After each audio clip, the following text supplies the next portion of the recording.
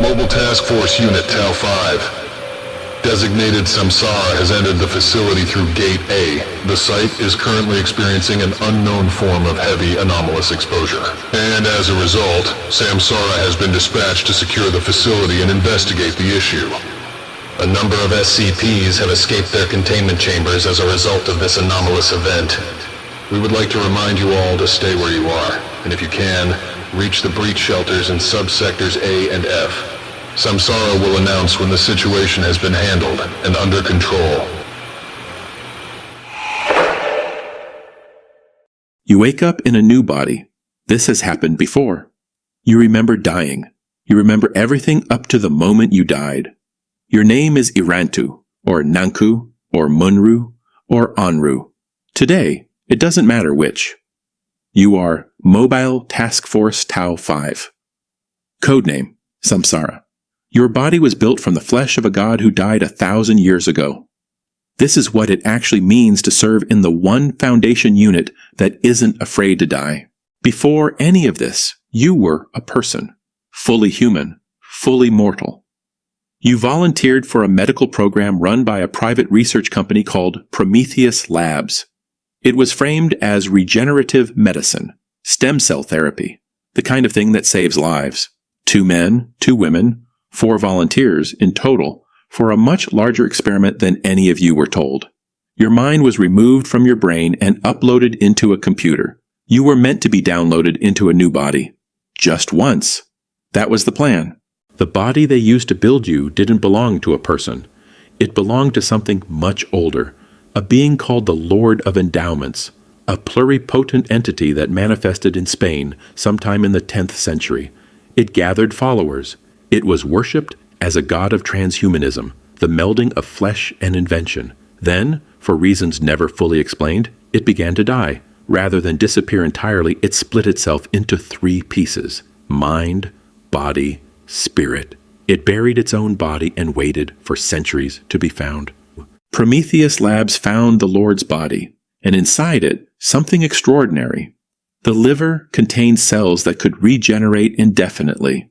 Cells that, by every normal rule of biology, should not exist. Project Samsara began as something almost noble: regenerative stem cell treatments for the terminally injured. By the mid-1990s, the ambition had grown. Full body regeneration, consciousness uploading. Your mind and 3 others became the proof of concept. The company that built you didn't build you to be a soldier. That part came later, and not by their design. A cult had formed around the Lord's remaining influence, worshippers who never stopped believing even after 1,000 years. They became aware of what Prometheus Labs was doing with their god's body. In 1998, the facility suffered a catastrophic accident. Prometheus Labs as a company did not survive it. Your body and the machine that built it were left behind in the wreckage, presumed lost. For years, nobody came looking, not the company, not the cult, not anyone who remembered you existed. A survivor of the Prometheus Labs collapse eventually surfaced. A former technical officer named Emil Escamilla. He was brought into the Foundation, and years later, he led them back to the ruins. They found the machine, and still intact inside it, the data of 4 minds that had been waiting for over a decade. The Foundation didn't have to guess what the machine was capable of. Prometheus Labs' own records told them. They made a decision that would define the next chapter of your existence. The Foundation revived the machine, and one by one it built you again. Your old name, the one from before Prometheus Labs, stopped mattering the moment you woke up. You were given a new one: Irantu, Nanku, Munru, Anru. Together, you became Mobile Task Force Tau-5, nicknamed Samsara, a word for the endless cycle of death and rebirth. The Foundation had never fielded a task force quite like this one before. You are technically immortal. That word needs an asterisk. You can still be killed in the field, decapitated, destroyed outright. Death in the moment feels exactly like death.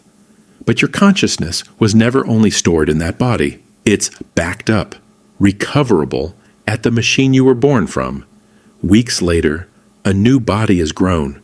Your mind is downloaded into it. You wake up remembering everything, right up to the moment you died. This is why the Foundation sends you into fights that would end any other task force permanently. You are, in the Foundation's own internal language, effectively expendable and effectively renewable. You are not the whole task force, just its most famous part. You and the 3 others make up Samsara Squad, the main combat arm, the part people mean when they say the name. Around you are Rifle Squad and Weapon Squad, human personnel, mortal in every sense, who support you in the field. And further back, HQ Squad, the people who direct all of you from somewhere safe. Your commanding officer is human, mortal. She has watched you die more times than she can count. They can't be rebuilt the way you can. Every risk they take is permanent in a way yours technically isn't. You don't carry standard issue Foundation gear. Your equipment is experimental, built for exactly this unit. Some of it is thaumaturgic, built to fight magic with something adjacent to magic. The Foundation uses your unit to field test paratechnology too dangerous to trust to anyone replaceable. If a prototype fails catastrophically in your hands, the cost is a body, not a life. Every mobile task force exists to solve a specific problem. Yours is attrition. Some missions are calculated in advance to cost lives. Those missions go to you first. Thaumaturgic threats, psionic threats, the kind of anomaly that chews through ordinary soldiers. You are sent in not because you're expendable in the cruel sense. You're sent in because, uniquely, you can survive being spent. At some point, your unit is briefed on an anomaly designated SCP-2970, an immortal missionary, the last known survivor of a religion the rest of the world forgot centuries ago. He used to serve the Lord of Endowments, directly, personally. Then, at some point in that long service, he betrayed him. Now he wants one thing, to be made whole again. And he may know more about the Lord's true fate than the Foundation does. Your unit is assigned to find out exactly how much he knows, and to make sure he doesn't act on it. SCP-2970 breaches containment, not by force. By choice and by knowledge nobody anticipated he had. He makes for a location in Spain, the Granada Plateau near the city of Almeria. A ruined Prometheus Labs facility sits there, designated in the Foundation's own records, Test Site Tau-5. Inside, it is the machine that still holds a fragment of the Lord's mind. Your unit is deployed to pursue him. Operation Azure Perigrine begins. Standard technology fails around SCP-2970. The Foundation equips you with gear built specifically to resist that effect. You reach the deepest level of the ruined facility. SCP-2970 is already there. So is the Lord, or what's left of him. A consciousness still running inside a machine built by people who worshipped him 1,000 years after he died. The Lord speaks to you directly. He claims he guided every step that led you here, including your own creation. SCP-2970 begs to be reunited with the Lord's mind, to finally be made whole after centuries of separation. You are given a choice most Foundation personnel never face.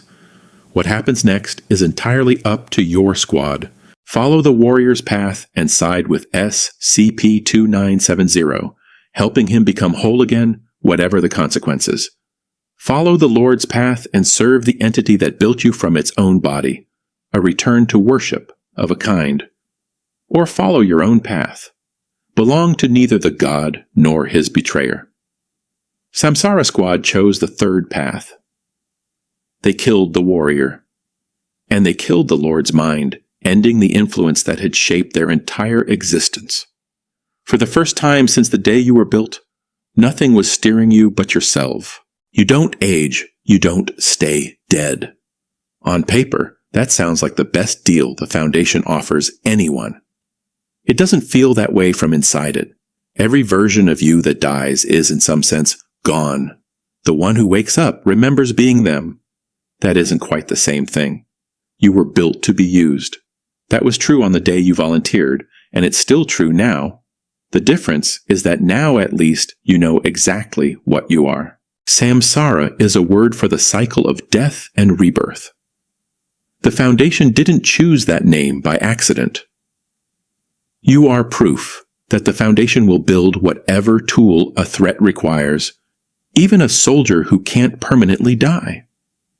You were built from a god's body, guided by that god's mind, and eventually free of both.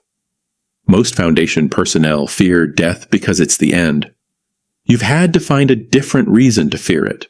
Whatever comes next, you'll remember it. That's the one thing that was never in question. 4 volunteers, 1 dead god, 1 task force that can't be permanently destroyed. That's MTF Tau-5. That's what it means to be Samsara. All information in this video comes from scpwiki.com, drawn from the Third Law Canon Hub's own tale series.